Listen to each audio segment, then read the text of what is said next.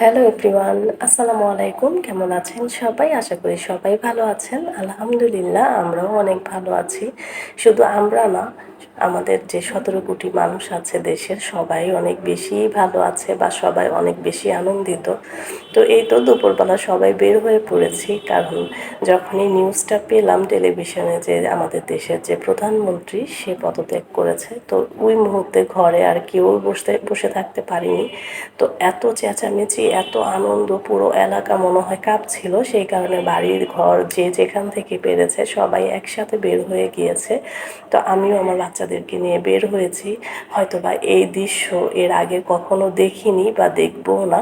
আশা করি যে আর কখনো যাতে দেখতে না হয় যে কোনো দেশের একটা প্রধানমন্ত্রীর উপর সবাই একেবারে অতৃষ্ট হয়ে পড়েছে। সেই কারণে সবাই মিলে একসাথে আন্দোলন করে তাকে দেশ থেকে বিতাড়িত করেছে।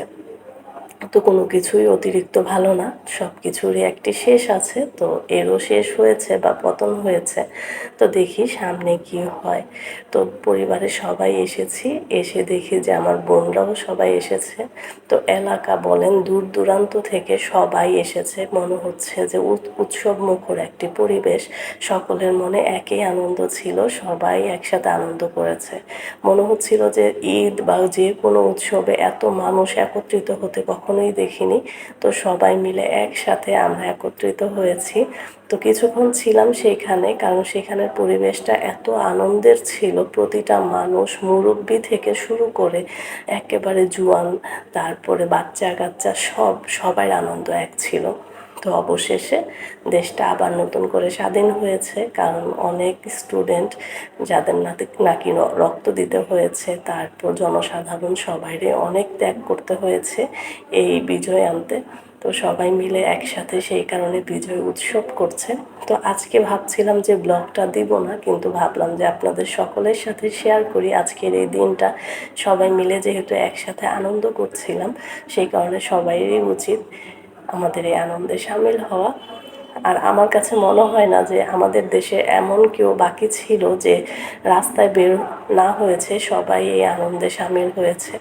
আর কি বলবো, জাতীয় পতাকা তো মনে হচ্ছিল যে সকলের হাতেই একটা একটা করে ছিল। আর উপরে তো ড্রোন দিয়ে সবাই ভিডিও করছিল, আর যখনই ড্রোন যাচ্ছে সবাই হাত দিয়ে উঠিয়ে উঠিয়ে সবাই চেঁচামেচি করছে বা আনন্দ করছে।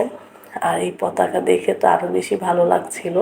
তো সবাই একসাথে আনন্দ করছিলাম। আর সেখানে এতটাই ভালো লাগছিল যে বাসায় আসতে মোটেও ইচ্ছে করছিল না। তো অনেকটা সময় ছিলাম, তারপরে গিয়ে বাসায় এসেছি।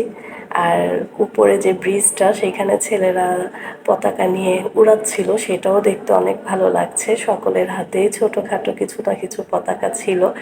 আর ও জায়ান সাবরিনের বাবাও দূর থেকে দেখছিল। তো আমরা তো মহিলা, আমরা এই পাশ থেকেই দেখছি, আর পুরুষরা বেশিরভাগ সব ওই পাশে ছিল, কারণ ওইখানে আরও বেশি মানুষের ভিড় ছিল।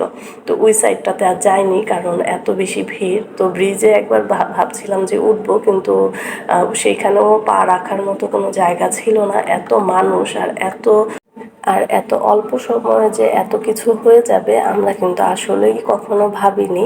যে এত ১৭ বছর ধরে যারা নাকি দেশটাকে রাজত্ব করেছে, তারা এত অল্প কয়েক দিনে দেশ ছেড়ে পালাবে, আসলে এটা আমাদের সকলেরই চিন্তার বাহিরে ছিল।